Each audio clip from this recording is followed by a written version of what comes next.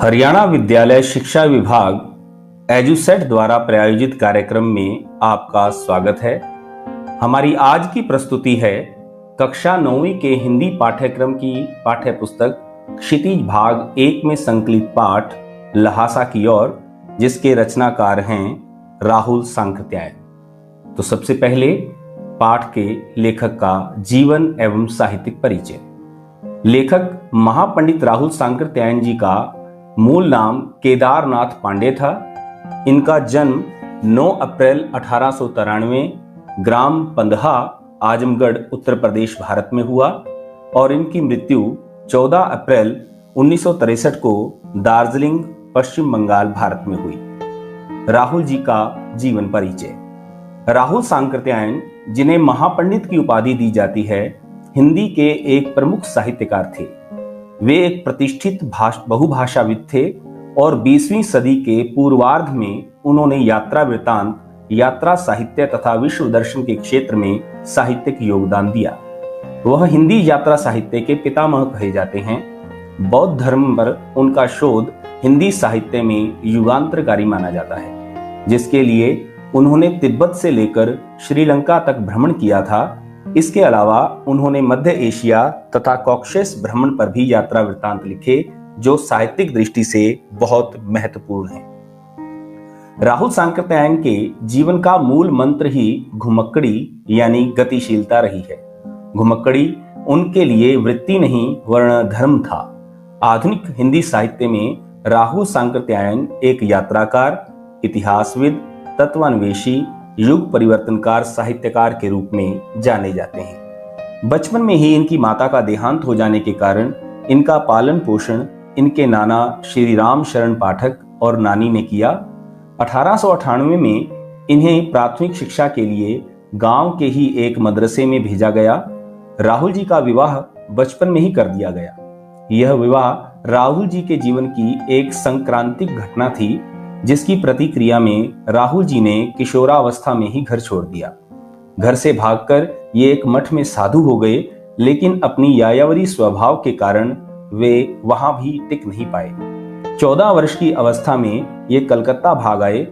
इनके मन में ज्ञान प्राप्ति के लिए गहरा असंतोष था, इसलिए यहां से वहां तक सारे भारत का भ्रमण करते रहे। राहुल जी का समग्र जीवन ही रचना धर्मिता की यात्रा थी। जहां भी वे गए वहां की भाषा व बोलियों को सीखा और इस तरह वहां के लोगों में घुल मिलकर वहां की संस्कृति, समाज व साहित्य का गूढ़ अध्ययन किया। राहुल सांकृत्यायन उस दौर की उपज थे जब ब्रिटिश शासन के अंतर्गत भारतीय समाज, संस्कृति, अर्थव्यवस्था और राजनीति सभी संक्रमणकालीन दौर से गुजर रहे थे। वह दौर समाज सुधारकों का था एवं कांग्रेस अभी शैशवावस्था में थी। इन सब से राहुल अप्रभावित न रह सके एवं अपनी जिज्ञासु व घुमक्कड़ प्रवृत्ति के चलते घर बार त्याग कर साधु वेशधारी सन्यासी से लेकर वेदांती, आर्य समाजी व किसान नेता एवं बौद्ध भिक्षु से लेकर साम्यवादी चिंतक तक का लंबा सफर तय किया। सन 1930 में श्रीलंका जाकर वे बौद्ध धर्म में दीक्षित हो गए एवं तभी से रामोदर साधु से राहुल हो गए और सांकृत्य गोत्र के कारण सांकृत्यायन कहलाई।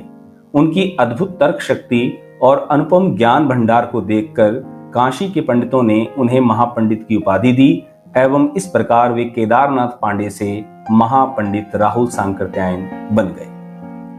सन 1937 में रूस के लेनिनग्राद में एक स्कूल में उन्होंने संस्कृत अध्यापक की नौकरी कर ली और उसी दौरान एलेना नामक महिला से दूसरी शादी की, जिससे उन्हें इगोर राहुलविच नामक पुत्र रत्न प्राप्त हुआ।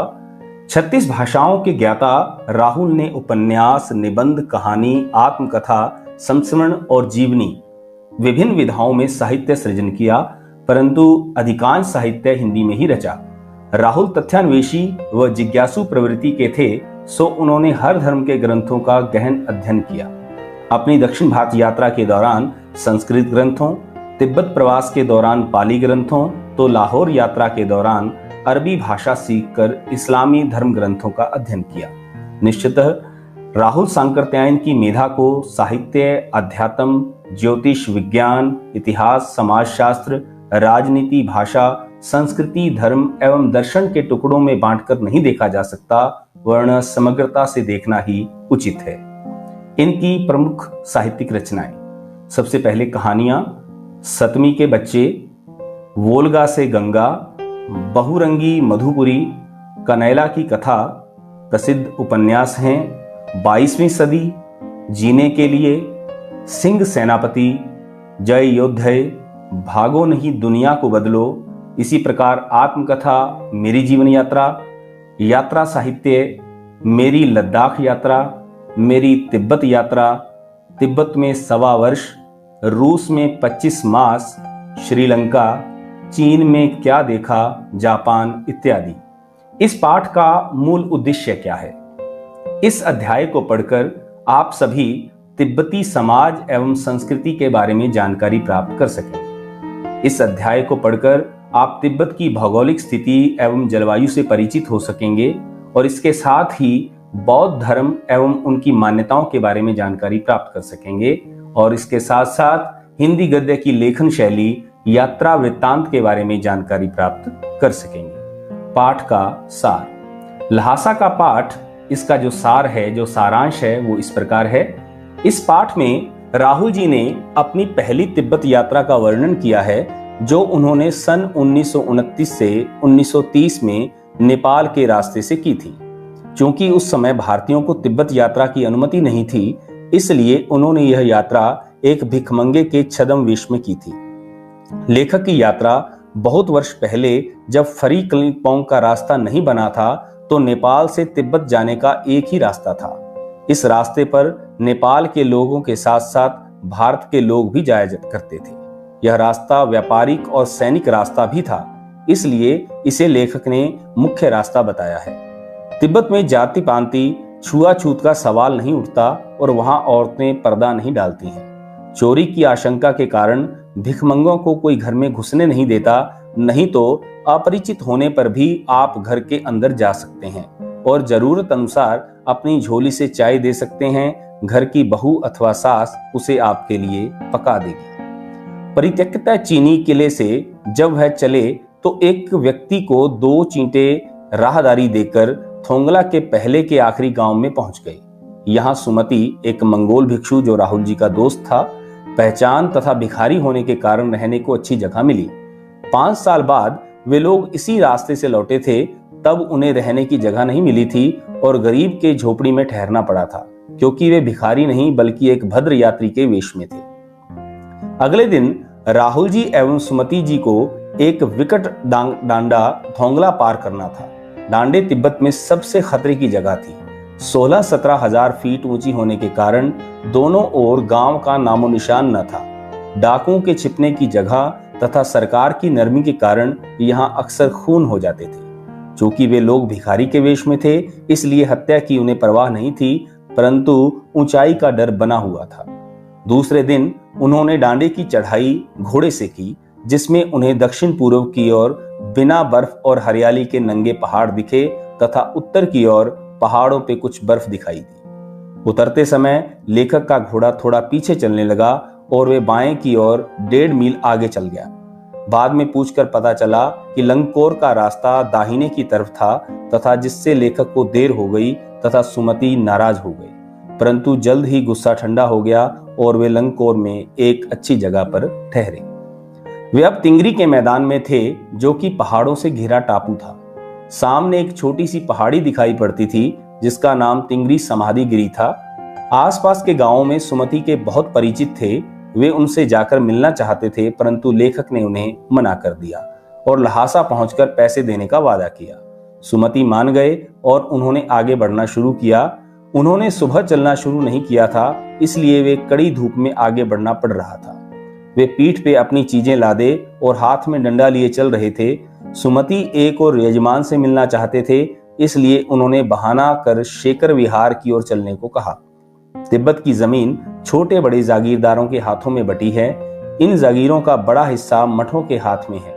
अपनी अपनी जागीर में हर जागीरदार कुछ खेती खुद भी करता है, जिसके लिए मजदूर उन्हें बेगार में मिल जाते हैं। लेखक शेकर की खेती के मुखिया भिक्षु नमसे से मिले। वहां एक अच्छा मंदिर था, जिसमें बुद्ध वचन की हस्तलिखित 103 पोथियां रखी थी, जिसे लेखक पढ़ने में लग गए। इसी दौरान सुमति ने आसपास अपने यजमानों से मिलकर आने के लिए लेखक से पूछा, जिसे लेखक ने मान लिया। दोपहर तक सुमति वापस आ गए। क्योंकि तिंगरी वहां से ज्यादा दूर नहीं था, इसलिए उन्होंने अपना सामान पीठ पर उठाया और नमस्ते से विदा लेकर चल दिए। सुमति जो है इसका पात्र, वह लेखक को यात्रा के दौरान मिला, जो एक मंगोल भिक्षु था। उनका नाम लम्ज शेख था, जिसका अर्थ है सुमति, प्रज्ञ। अतः सुविधा के लिए लेखक ने उसे सुमति नाम से ही पुकारा है।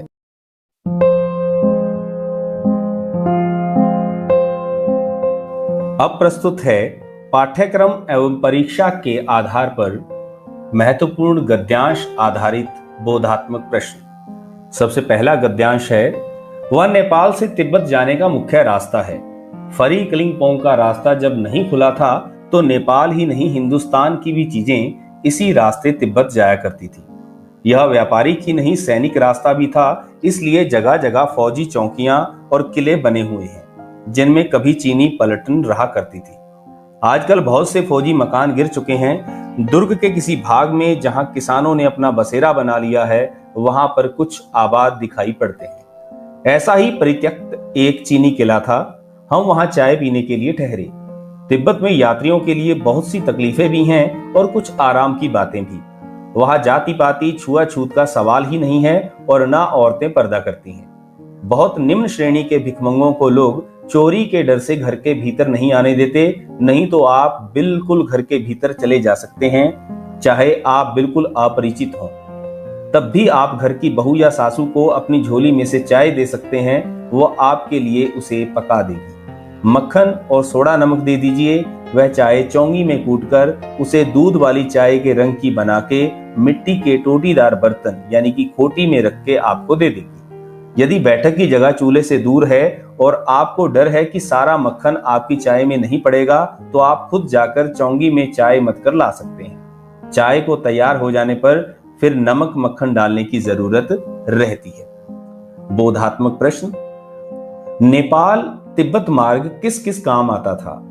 नेपाल तिब्बत मार्ग व्यापारिक मार्ग होने के साथ साथ सैनिक रास्ता भी था, साथ ही यह आम आवागमन का भी मार्ग था। दूसरा प्रश्न, तिब्बत में यात्रियों के लिए आराम की बातें क्या थी?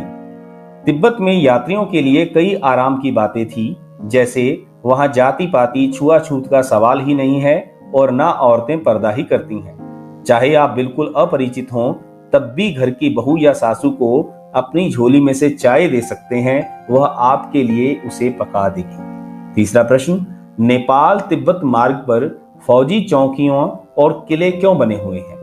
नेपाल तिब्बत मार्ग पर अनेक फौजी चौकियां और किले बने हुए हैं, क्योंकि पहले कभी यह सैनिक मार्ग था, इसलिए इसमें चीनी सैनिक रहा करते थे। आजकल इन किलों का उपयोग किसान करते हैं। अगला महत्वपूर्ण गद्यांश, जब हमें सबसे विकट डांडा थोंगला पार करना था।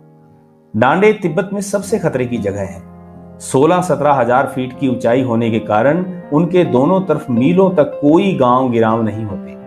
नदियों के मोड़ और पहाड़ों के कोनों के कारण बहुत दूर तक आदमी को देखा नहीं जा सकता। डाकुओं के लिए यही सबसे अच्छी जगह है। तिब्बत में गांव में आकर खून हो जाए तब तो खूनी को सजा भी मिल सकती है, लेकिन इन निर्जन स्थानों में मरे हुए आदमी के लिए कोई परवाह नहीं करता। सरकार खुफिया विभाग और पुलिस पर उतना खर्च नहीं करती, वहां गवाह भी तो कोई नहीं मिल सकता। डकैत पहले आदमी को मार डालते हैं, उसके बाद देखते हैं कि कुछ पैसा है कि नहीं। हथियार का कानून न रहने के कारण यहाँ लाठी की तरह लोग पिस्तौल बंदूक लिए फिरते हैं। डाकू यदि जान से ना मारे तो खुद उसे अपने प्राणों का खतरा है। तो इस गद्यांश के आधारित प्रश्न है, तिब्बत के डांडे खतरनाक क्यों हैं? तिब्बत के डांडे 16-17 हजार फुट की ऊंचाई पर स्थित हैं, जहां दूर दराज तक कोई गांव नहीं है। ये डाकुओं के छिपने की अच्छी जगह है, जिसके कारण वे खतरनाक हैं। दूसरा प्रश्न, डांडे डाकुओं के लिए सबसे सुरक्षित जगह क्यों है? डांडे डाकुओं के लिए सबसे सुरक्षित जगह है क्योंकि यहाँ दूर दूर तक गांव नहीं है, आबादी नहीं है। नदियों के मोड़ और पहाड़ों के कोनों के कारण बहुत दूर तक आदमी को देखा नहीं जा सकता। यहाँ पुलिस का भी कोई डर नहीं है। यही कारण है कि डाकू इन्हें अपने लिए सुरक्षित जगह मानते हैं। तीसरा प्रश्न, तिब्बत में डाकू आदमियों को लूटने से पहले क्यों मार देते हैं? तिब्बत में हथियार रखने या ना रखने के संबंध में कोई कानून व्यवस्था नहीं है। डाकुओं को पता है कि यहाँ लोग पिस्तौल या बंदूक रखते हैं, इसलिए उन्हें अपनी जान का खतरा भी बना रहता है, इसलिए वे आदमियों को लूटने से पहले ही मार देते हैं। पाठ के इस भाग में हम चर्चा करेंगे तिब्बत के भौगोलिक परिचय के बारे में। तिब्बत एशिया में एक क्षेत्र है जिसकी भूमि मुख्यतः उच्च पठारी है। इसके प्राय संपूर्ण भाग पर चीनी जनवादी गणराज्य का शासन है, जबकि तिब्बत सदियों से एक पृथक देश के रूप में रहा है। यहाँ के लोगों का धर्म बौद्ध है तथा इनकी भाषा तिब्बती है। चीन द्वारा तिब्बत पर चढ़ाई के समय सन 1955 में वहां के दलाई लामा ने भारत में आकर शरण ली और अब तक भारत में सुरक्षित हैं। 32 डिग्री 30 मिनट उत्तरी अक्षांश तथा 86 डिग्री 0 मिनट पूर्वी देशांतर ये तिब्बत की भौगोलिक अवस्थिति है। तिब्बत मध्य एशिया की उच्च पर्वत श्रेणियों के बीच कुनलुन एवं हिमालय के मध्य स्थित है। इसकी ऊंचाई 16,000 फुट तक है। यहाँ का क्षेत्रफल 47,000 वर्ग मील तथा अनुमानित जनसंख्या 32 लाख है। तिब्बत का पठार पूर्व में शिकांग से, पश्चिम में कश्मीर से, दक्षिण में हिमालय पर्वत से तथा उत्तर में कुनलुन पर्वत से घिरा हुआ है। यह पठार पूर्वी एशिया की बृहत्तर नदियों हवांगहो, मेकांग आदि का उद्गम स्थल है, जो पूर्वी क्षेत्र से निकलती हैं। पूर्वी क्षेत्र में कुछ वर्षा होती है एवं 1200 फुट की ऊंचाई तक वन पाए जाते हैं। तिब्बत प्राकृतिक रूप से बहुत ही सुंदर जगह है और इसके साथ वहां की संस्कृति भी उल्लेखनीय है। पाठ आधारित प्रश्न, थोंगला के पहले के आखिरी गांव में पहुंचने पर भिखमंगों के वेश में होने के बावजूद लेखक को ठहरने के लिए उचित स्थान मिला, जबकि दूसरी यात्रा के समय भद्र वेश में उन्हें उचित स्थान नहीं दिला सका। क्यों? लेखक के मित्र सुमति की यहाँ के लोगों से जान पहचान होने के कारण भिखमंगों के वेश में रहने के बावजूद भी उन्हें ठहरने के लिए अच्छी जगह मिली, जबकि दूसरी यात्रा के समय जानकारी न होने के कारण भद्र यात्री के वेश में आने पर उन्हें रहने के लिए उचित स्थान नहीं मिला। उन्हें गांव के एक सबसे गरीब झोपड़े में ठहरने को स्थान मिला। ऐसा होना बहुत कुछ लोगों की उस वक्त की मनोवृत्ति पर निर्भर करता है, क्योंकि शाम के वक्त छंग पीकर बहुत कम होश हवास को दुरुस्त रख पाते हैं। दूसरा प्रश्न, उस समय के तिब्बत में हथियार का कानून न रहने के कारण यात्रियों को किस प्रकार का भय बना रहता था? तिब्बत में हथियार का कानून न रहने के कारण उस समय यात्रियों को डाकुओं से मारे जाने का खतरा बना रहता था। प्रश्न नंबर 3, लेखक लंगकोर के मार्ग में अपने साथियों से किस कारण पिछड़ गया? बहुत ही महत्वपूर्ण प्रश्न है जो सामान्यतः परीक्षाओं में पूछा जाता है। लंगकोर के मार्ग में लेखक का घोड़ा थक कर धीमा चलने लगा था, इसलिए लेखक अपने साथियों से पिछड़कर रास्ता भटक गए थे। लेखक ने शेखर विहार में सुमति को उनके यजमानों के पास जाने से रोका, परंतु दूसरी बार रोकने का प्रयास क्यों नहीं किया? उत्तर, एक मंदिर में लेखक वहां के बुद्ध वचन अनुवाद की हस्तलिखित पोथियां पढ़ रहे थे। वे पोथियों को पढ़ने में बहुत मगन थे, इसलिए सुमति को अपने यजमानों से मिलने जाने के बारे में पूछने पर लेखक ने उन्हें जाने के लिए कह दिया। अगला प्रश्न, वृत्तांत के आधार पर बताइए कि उस समय का तिब्बती समाज कैसा था? यह प्रश्न भी बहुत महत्वपूर्ण है। उस समय तिब्बती समाज में जाति पाति छुआछूत नहीं था। औरतों के लिए पर्दा का प्रचलन भी नहीं था। अपरिचित व्यक्ति को वे अपने घर में आने दे सकते थे, परंतु चोरी के भय से किसी भिखमंगे को घर में घुसने नहीं देते थे। यहाँ आतिथ्य सत्कार अच्छी तरह से किया जाता था। अगला प्रश्न, अपनी यात्रा के दौरान लेखक को किन किन कठिनाइयों का सामना करना पड़ा? यात्रा के दौरान लेखक को निम्नलिखित कठिनाइयों का सामना करना पड़ा। उस समय भारतीयों को तिब्बत यात्रा की अनुमति नहीं थी, इसलिए उन्हें भिखमंगे के रूप में यात्रा करनी पड़ी। दूसरा बिंदु, चोरी के डर से भिखमंगों को वहां के लोग घर में घुसने नहीं देते थे।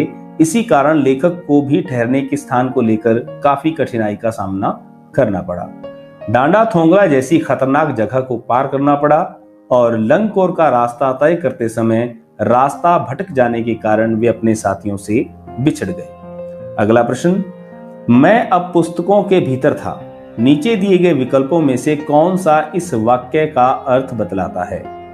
विकल्प हैं, लेखक पुस्तकें पढ़ने में रम गया, लेखक पुस्तकों की शेल्फ के भीतर चला गया, लेखक के चारों ओर पुस्तकें ही थी, और चौथा, पुस्तक में लेखक का परिचय और चित्र छपा था। तो इसका सही उत्तर है लेखक पुस्तकें पढ़ने में रम गया, यानी कि मस्त हो गया। अगला प्रश्न है, सुमति के यजमान और अन्य परिचित लोग हर गांव में मिले। इस आधार पर आप सुमति के व्यक्तित्व की किन विशेषताओं का चित्रण कर सकते हैं? तो इस आधार पर सुमति की निम्नलिखित विशेषताएं उभर कर सामने आती हैं। सबसे पहले, सुमति व्यवहार कुशल व्यक्ति थे। उनका व्यवहार सबसे मित्रतापूर्ण था।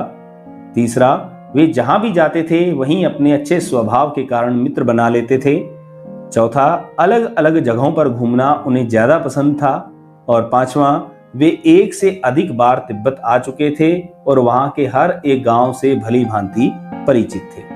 अगला प्रश्न, हालांकि उस वक्त मेरा भेष ऐसा नहीं था कि उन्हें कुछ भी ख्याल रखना चाहिए था। उक्त कथन के अनुसार हमारे आचार व्यवहार के तरीके वेशभूषा के आधार पर तय होते हैं। आपकी समझ से यह उचित है अथवा अनुचित, विचार व्यक्त करें। बहुत हद तक वेशभूषा हमारे आचार व्यवहार से संबंधित होती है। वेशभूषा मनुष्य के व्यक्तित्व को दर्शाती है। उदाहरण के लिए, साधु संत को देखकर उनका सात्विक रूप हमारे सामने उभरता है। उसी प्रकार एक भिखमंगे की वेशभूषा को देखने पर उसकी आर्थिक विपन्नता सामने आती है।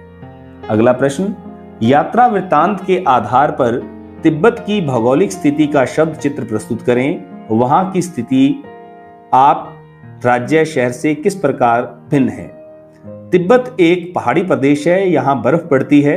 इसकी सीमा हिमालय पर्वत से शुरू होती है। डांडे के ऊपर से समुद्र तल की गहराई लगभग 17-18 हजार फीट है। पूर्व से पश्चिम की ओर हिमालय के हजारों श्वेत शिखर दिखाई देते हैं। भीटे की ओर से देखने वाले पहाड़ों पर न तो बर्फ की सफेदी थी और न किसी तरह की हरियाली। उत्तर की तरफ पत्थरों का ढेर था। अगला प्रश्न, आपने भी किसी स्थान की यात्रा अवश्य की होगी। यात्रा के दौरान हुए अनुभवों को लिखकर प्रस्तुत करें। तो आप सभी विद्यार्थी इस प्रश्न का उत्तर अपने अनुभवों के आधार पर लिखेंगे और उन्हें अपने विषय अध्यापक से चेक करवाएंगे। अगला प्रश्न है, यात्रा वृत्तांत गद्य साहित्य की एक विधा है। आपकी इस पाठ्य पुस्तक में कौन सी विधाएं हैं? प्रस्तुत विधा उनसे किन मायनों से अलग है? प्रस्तुत पाठ्य पुस्तक में महादेवी वर्मा द्वारा रचित मेरे बचपन के दिन संस्मरण है। संस्मरण भी गद्य साहित्य की एक विधा है। इसमें लेखिका के बचपन की यादों का एक अंश प्रस्तुत किया गया है। यात्रा वृत्तांत तथा संस्मरण दोनों ही गद्य साहित्य की विधाएं हैं, जो कि एक दूसरे से भिन्न है। यात्रा वृत्तांत किसी क्षेत्र की यात्रा के अपने अनुभवों पर आधारित है तथा संस्मरण जीवन के किसी व्यक्ति विशेष या किसी खास स्थान की स्मृति पर आधारित है। संस्मरण का क्षेत्र यात्रा वृत्तांत से अधिक व्यापक है। तो प्यारे विद्यार्थियों, आप भी इसी प्रकार एक तुलनात्मक अध्ययन किसी भी विधा के आधार पर किसी भी पाठ की गद्य विधा को लेते हुए प्रस्तुत करेंगे और उन्हें अपने विषय अध्यापक से चेक करवाएंगे। अगला प्रश्न है, किसी भी बात को अनेक प्रकार से कहा जा सकता है। जैसे, सुबह होने से पहले हम गांव में थे। पौ फटने वाली थी कि हम गांव में थे। तारों की छांव रहते रहते हम गांव पहुंच गए। नीचे दिए गए वाक्य को अलग अलग तरीके से लिखिए। जान नहीं पड़ता था कि घोड़ा आगे जा रहा है या पीछे। तो इसको हम 3 प्रकार से लिख सकते हैं। जान नहीं पड़ता था कि घोड़ा आगे है या मैं आगे। समझ में नहीं आ रहा था कि घोड़ा मेरे आगे है या पीछे। समझ में नहीं आ रहा है कि घोड़ा कहां गया। अगला प्रश्न, ऐसे शब्द जो किसी अंचल यानी क्षेत्र विशेष में प्रयुक्त होते हैं उन्हें आंचलिक शब्द कहा जाता है। प्रस्तुत पाठ में ये आंचलिक शब्द ढूंढकर लिखिए। तो यहाँ पे आपकी सुविधा के लिए हम 2 उदाहरण दे रहे हैं। एक शब्द आया है कुची कुची, जिसका अर्थ है दया दया, और दूसरा शब्द है थुकप्पा।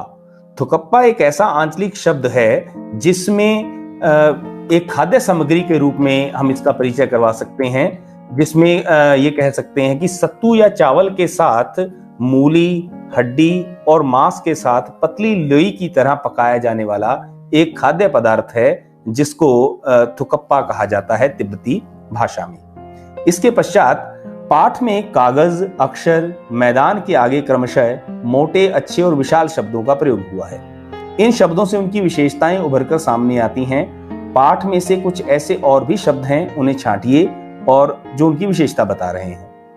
और इसके लिए भी हम आपको कुछ उदाहरण दे रहे हैं। जैसे विभाग के आगे एक शब्द जुड़ा हुआ है खुफिया, खुफिया विभाग, अच्छी तरह, श्वेत शिखर, बर्फ सी सफेदी या बर्फ की सफेदी। तो इस प्रकार आप भी अन्य शब्द ऐसे ढूंढिए और उन्हें अपनी नोटबुक पर लिखिए और उनकी जांच विशेषण और विशेष्य के रूप में अपने अध्यापक से करवाएं।